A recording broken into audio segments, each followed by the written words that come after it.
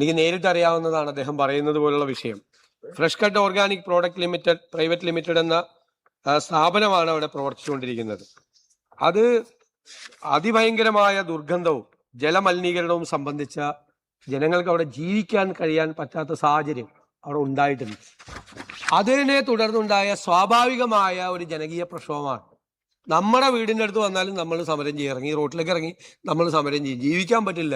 കുഞ്ഞുങ്ങൾ ഉൾപ്പെടെയുള്ള ആളുകൾക്ക് ജീവിക്കാൻ പറ്റാത്ത രോഗബാധിതരായി അവർ പോകുമോ എന്നുള്ള ഭയം, അവിടെ ജീവിക്കാൻ പറ്റില്ലായിരുന്നു. ആ സാഹചര്യമാണ് അവിടെ ഉണ്ടായിരുന്നത്. പക്ഷേ ഹൈക്കോടതിയിൽ ഒരു കേസ് നിലവിലുണ്ടായിരുന്ന ഒരു കേസിൽ ഹൈക്കോടതി പ്ലാന്റിൽ നിന്നുള്ള മലിനജലം പുഴയിലേക്ക് ഒഴുകുന്നില്ലെന്ന് ഉറപ്പാക്കാനും മലിനീകരണം സംബന്ധിച്ച പരാതികളിൽ നിരന്തരമായ നിരീക്ഷണം നടത്താനും ഹൈക്കോടതി മലിനീകരണ നിയന്ത്രണ ബോർഡ്, DLFMC, കട്ടിപ്പാറ ഗ്രാമപഞ്ചായത്ത് എന്നിവർക്ക് നിർദ്ദേശം നൽകിയിട്ടുണ്ട്.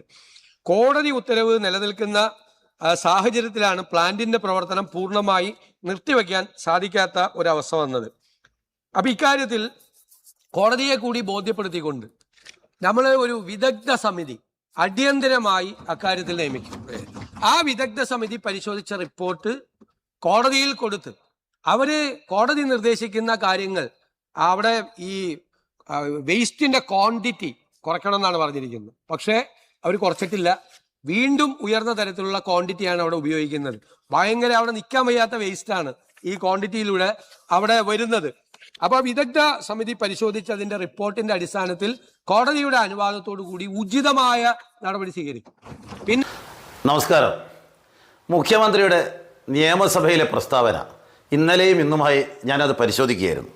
ബഹുമാനപ്പെട്ട കേരള ഹൈക്കോടതിയിൽ ഒരു കേസുള്ളതുകൊണ്ട് താമരശ്ശേരിയിൽ അല്ലെങ്കിൽ കട്ടിപ്പാറ പഞ്ചായത്തിലെ ഫ്രഷ് കട്ട് കൂടത്തായിക്കും താമരശ്ശേരിക്കും ഒക്കെ ഇടയിൽ സ്ഥിതി ചെയ്യുന്ന ധാരാളം ആളുകളുടെ കുടിവെള്ളം മുട്ടിക്കുന്ന, ദുർഗന്ധം വമിക്കുന്ന, അവിടുത്തെ വളരെ ശുദ്ധമായിട്ട് പരിശുദ്ധമായിട്ട് ഒഴുകിയിരുന്ന ഇരുതുള്ളിപ്പുഴയിലെ ആ പുഴ തന്നെ മലിനീകരിക്കുന്ന, അതിൻ്റെ തുടർന്നുള്ള വിവിധ പുഴകളെ മലിനീകരിക്കുന്ന ആ ഫ്രഷ് കട്ട് അറവ് മാലിന്യ സംസ്കരണ പ്ലാന്റ് അത് പൂട്ടിക്കണം. അവിടെ ഇന്നത്തെ അവസ്ഥയിൽ പ്രവർത്തിക്കാൻ പാടില്ല എന്ന് തന്നെയാണ് വ്യക്തിപരമായും അല്ലാതെയും എൻ്റെയൊക്കെ അഭിപ്രായം. അതിനെല്ലാ പിന്തുണയും കൊടുക്കുകയാണ്. പക്ഷേ മുഖ്യമന്ത്രി ഇന്നലെ നിയമസഭയെ തെറ്റിദ്ധരിപ്പിച്ചു. അദ്ദേഹം പറഞ്ഞു ബഹുമാനപ്പെട്ട കേരള ഹൈക്കോടതിയിൽ കേസ് ഉള്ളത് കൊണ്ട് എന്ന് പറഞ്ഞത്. ഹൈക്കോടതിയിലുള്ള കേസ് ഒരു കേസ് അദ്ദേഹം ഉദ്ദേശിച്ച് ഇന്നലെ നിയമസഭയിൽ പ്രതിപാദിച്ച കേസ്, അതിൻ്റെ അവസാനം പറയുന്നു, the writ petitions are therefore disposed of with the following directions. എല്ലാ റിട്ട് പെറ്റീഷൻസ് ഇതാ തള്ളിയിരിക്കുന്നു, ഒഴിവാക്കിയിരിക്കുന്നു. ഈ താഴെ പറയുന്ന കണ്ടീഷൻസ് പറഞ്ഞുകൊണ്ട് ഒഴിവാക്കുന്നു. എന്ന് വെച്ചാൽ നിലവിൽ കേരള ഹൈക്കോടതിയിൽ ഇത് സംബന്ധിച്ച് മറ്റൊരു കേസ് ഇതുമായിട്ട് ബന്ധമില്ല. എന്നാൽ ആകെയുള്ള മറ്റൊരു കേസുണ്ട്, അത് പിന്നീട് പറയാം. തോട്ടഭൂമിയാണ് എന്ന് പറഞ്ഞുകൊണ്ട് ഒരു മുനീർ, അതേപോലെ തന്നെ സെയ്ദ് അലവി എന്നൊക്കെ തുടങ്ങിയിട്ടുള്ള ആളുകൾ കൊടുത്തിരിക്കുന്ന കേസ് അവിടെ ഉണ്ട്. അത് ഡിവിഷൻ ബെഞ്ച് 6-ാം തീയതി വിധി പറയും. അല്ലാത്ത കേസുകളൊക്കെ തന്നെ തള്ളിക്കൊണ്ട് വെച്ചിരിക്കുന്ന നിർദ്ദേശങ്ങളാണ് ആദ്യം കേൾക്കേണ്ടത്. മുഖ്യമന്ത്രി പറഞ്ഞത് ശരിയാണോ തെറ്റാണോ എന്ന് എന്നിട്ടാണ് പറയേണ്ടത്. The pollution control board in coordination with CSIR, NIST or any other competent institution shall conduct necessary inspection and formulate standards for odor stimuli with regard to foul smell. ദുർഗന്ധം എത്രയുണ്ട് എന്ന് പരിശോധിക്കാൻ ഉത്തരവാദപ്പെട്ട ഏതെങ്കിലും സംവിധാനങ്ങൾ ഉപയോഗപ്പെടുത്തിക്കൊണ്ട് പൊല്യൂഷൻ കൺട്രോൾ ബോർഡ് അത് പരിശോധിക്കേണ്ടതാണ്. 2, the pollution control board shall arrange to procure olfactometers to measure odour stimuli in a scientific manner frequently and as and when complaints are received. പരാതികൾ ലഭിക്കുന്ന സമയത്തൊക്കെ തന്നെ പൊല്യൂഷൻ കൺട്രോൾ ബോർഡ് ഇതിനാവശ്യമായ ഓൾഫാക്ടോമീറ്റർ വെച്ചുകൊണ്ട് ആ metre സ്ഥാപിച്ചുകൊണ്ട് എത്ര കണ്ട് ദുർഗന്ധം പുറത്തേക്ക് വമിക്കുന്നുണ്ട്, മാലിന്യം പുറത്തേക്ക് എയർ പൊല്യൂഷൻ ഉണ്ടാവുന്നുണ്ട് എന്ന് പരിശോധിക്കണം. 3-ാമത്തത്, the pollution control board and the DLFMC should ensure that the 7th respondent has adequate refrigeration facility for storage within the plant premises within a period of 3 months if the present storage facility is insufficient. ഇപ്പോഴത്തെ storage, അതായത് തണുപ്പിച്ച് ഇത് സൂക്ഷിക്കാൻ, ദുർഗന്ധം വമിക്കാതെ സൂക്ഷിക്കാനുള്ള storage facility, അതായത് freezer facility ഇപ്പോൾ ഇല്ലെങ്കിൽ 3 മാസത്തിനുള്ളിൽ അതും സ്ഥാപിക്കണം. എന്നിട്ട് 4, the district collector and DLFMC should ensure that the 7th respondent uses only refrigerated vehicles for transportation of poultry waste and that the 7th respondent possesses sufficient refrigerated vehicles within a period of 3 months. 7-ാമത്തെ എതിർകക്ഷിയായിരിക്കുന്ന fresh cut organic limited ആവശ്യമായ ഇത്തരത്തിലുള്ള സൗകര്യമുള്ള, അതായത് refrigeration സൗകര്യമുള്ള വാഹനങ്ങൾ ഉപയോഗിക്കണം, ഇല്ലെങ്കിൽ 3 മാസം കൊണ്ട് അതും തയ്യാറാക്കണം. The district collector and DLFMC shall explore the possibility for establishment of additional poultry waste rendering plants in the district adequate to process the entire poultry waste generated in the district. ജില്ലയിൽ ഇതേപോലെ ഉൽപ്പാദിപ്പിക്കപ്പെടുന്ന അറവ് മാലിന്യങ്ങൾ സംസ്കരിക്കാൻ മറ്റ് പ്ലാന്റുകൾ ഉണ്ടാക്കാൻ പറ്റുമെന്ന് ജില്ലാ collector പരിശോധിക്കണം. അടുത്ത condition, the district collector, DLFMC and the Panchayat shall ensure that all the poultry shops functioning in the district has adequate refrigeration facility. ജില്ലയിലെ എല്ലാ അറവുശാലകളിലും ഇതേപോലെയുള്ള കോഴി അറവ് കേന്ദ്രങ്ങളിലൊക്കെ തന്നെ ആവശ്യത്തിന് ഈ വേസ്റ്റ് സൂക്ഷിക്കാൻ റെഫ്രിജറേഷൻ സിസ്റ്റം ഉണ്ട് എന്ന് ബന്ധപ്പെട്ട പഞ്ചായത്തുകളും സർക്കാരും ഉറപ്പുവരുത്തണം.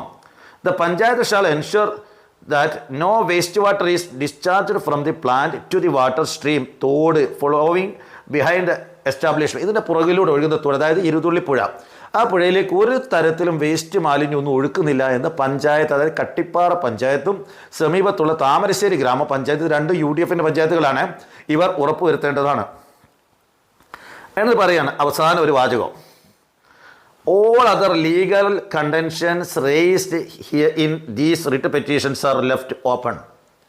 ഇതിൽ ഉയർത്തിയിരിക്കുന്ന എല്ലാ നിയമപ്രശ്നങ്ങളും അവിടെ കിടക്കുകയാണ്, അത് തുറന്നു കിടക്കുകയാണ്. ധാരാളം നിയമപ്രശ്നങ്ങൾ അവിടെ തുറന്നു കിടക്കുകയാണ്. ഈ കോടതി അതിലൊന്നും അന്തിമ തീരുമാനം പറയുന്നില്ല.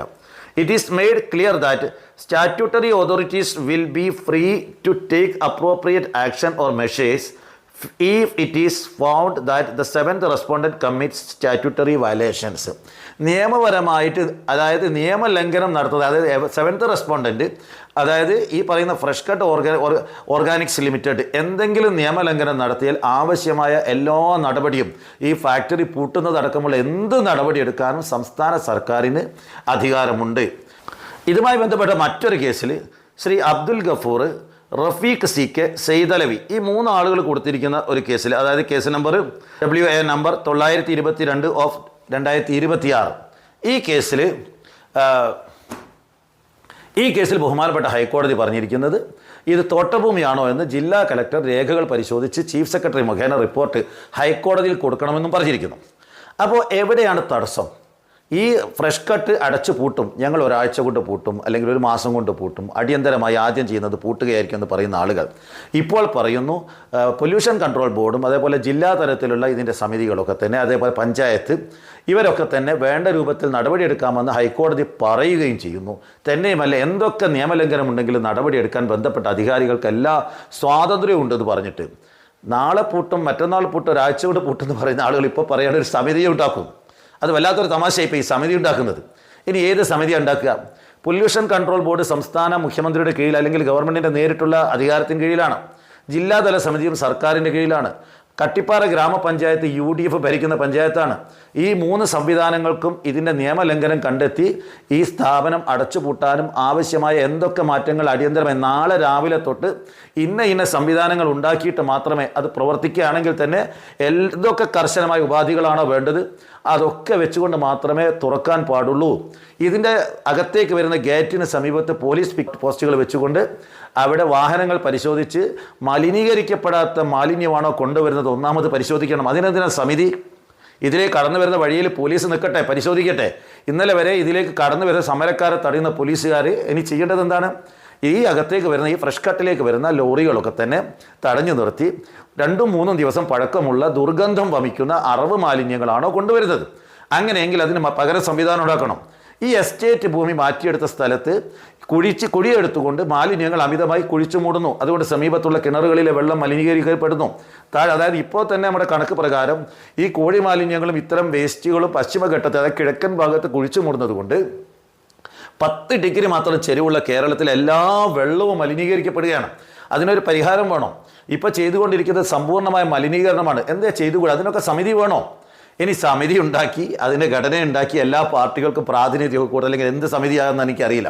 അതിൻ്റെ റിപ്പോർട്ട് വന്ന് പരിശോധിച്ച് ആ സമിതിക്കെതിരെ ഈ ഫ്രഷ് കട്ടുകാരൻ ഹൈക്കോടതിയിൽ പോയി സ്റ്റേ വാങ്ങി റിപ്പോർട്ടിനെതിരെ മറ്റ് സമരം നടന്ന് 5 കൊല്ലം കഴിക്കണം. ഇതാ പദ്ധതി. ഞങ്ങൾ ഒരാഴ്ച കൊണ്ട് പൂട്ടുമെന്നാണ് നിങ്ങൾ പറഞ്ഞത്. വേണ്ട, ഒരു കൊല്ലം കൊണ്ട് പൂട്ടാനുള്ള സംവിധാനം ഇപ്പോൾ ഇല്ലല്ലോ. എന്താ ചെയ്യുന്നത്? നിങ്ങൾ ചെയ്യേണ്ടത് ഇതിൽ നിന്ന് മലിനീകരണം പുറത്തേക്ക് പോകുന്നില്ല എന്ന് ഉറപ്പാക്കാൻ വേണ്ടിയുള്ള സംവിധാനം ചെയ്യൂ. ഏറ്റവും എളുപ്പത്തിൽ ചെയ്യാവുന്നത് ഈ വാഹനങ്ങൾ, കടന്നു വരുന്ന വാഹനങ്ങൾ കൂടുതൽ പഴക്കമുള്ള ദുർഗന്ധം വമിക്കുന്ന മാലിന്യമല്ല കൊണ്ടുവരുന്നത് നിങ്ങൾ ഉറപ്പാക്കണം. റെഫ്രിജറേഷൻ സൗകര്യമുള്ള വാഹനങ്ങളാണ് ഉപയോഗിക്കുന്നതെന്ന് ഉറപ്പുവരുത്തണം. ഈ വാഹനം കഴുകുന്ന വെള്ളം എങ്ങോട്ടാണ് പോകുന്നതെന്ന് നോക്കണം. ഇതിനൊക്കെ തന്നെ ഉറപ്പാക്കാൻ എന്താ സമിതി വേണ്ടത്? ആളുകളെ പറഞ്ഞു പറ്റിക്കരുത് സാർ.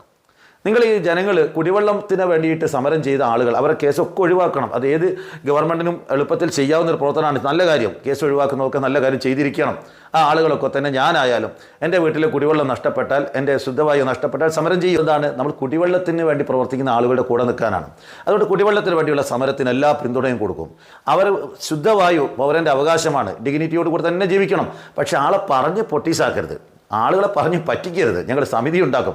ഒരു തടസ്സവും ഇല്ല സാർ. ഹൈക്കോടതി ഒരു തടസ്സവും ഏർപ്പെടും. പിന്നെ നിങ്ങളിതിനെ ഗവൺമെൻറ് ഹൈക്കോടതി ഭരിച്ചാൽ പോരെ? കെ മുരളീധരൻ പറഞ്ഞല്ലോ ഹൈക്കോടതി അനാവശ്യമായിട്ട് ഇടപെടുന്നു. നിങ്ങളെന്തിനാ കേസ് ഹൈക്കോടതിക്ക് കൊണ്ടു കൊടുക്കുന്നത്? ഹൈക്കോടതി അവരുടെ പണിയെടുത്ത് കഴിഞ്ഞു. ഇനി നിങ്ങളാ ചെയ്യണം. നിങ്ങളോടാ പരിശോധിച്ച് നടപടിയെടുക്കാൻ പറഞ്ഞത്. ഞങ്ങളിനി ഹൈക്കോടതിക്ക് സമിതിയുടെ റിപ്പോർട്ട്. ഇതൊക്കെ എന്ത് തട്ടിപ്പാണ് സാർ. ഇതൊന്നും ആളെ പറഞ്ഞ് പറ്റിക്കരുത്, പാവങ്ങളെ പറഞ്ഞ് പറ്റിക്കരുത്. ഇതൊക്കെ വിശ്വസിക്കാൻ കുറേ ആളുകളുണ്ടാവും, അത് പ്രചരിപ്പിക്കാൻ കുറേ ആളുകളുണ്ടാവും. പക്ഷേ പൊട്ടത്തരമാണ് പറയുന്നത്, അബദ്ധമാണ്, തട്ടിപ്പാണ്, ആളുകളെ വഞ്ചിക്കുകയാണെന്നുള്ളത് തിരിച്ചറിയുന്ന കുറച്ച് ആളുകളെങ്കിലും സമൂഹത്തിലുണ്ടാവും. അവരോടാണ് ഇത്രയും പറഞ്ഞത്. നന്ദി, നമസ്കാരം.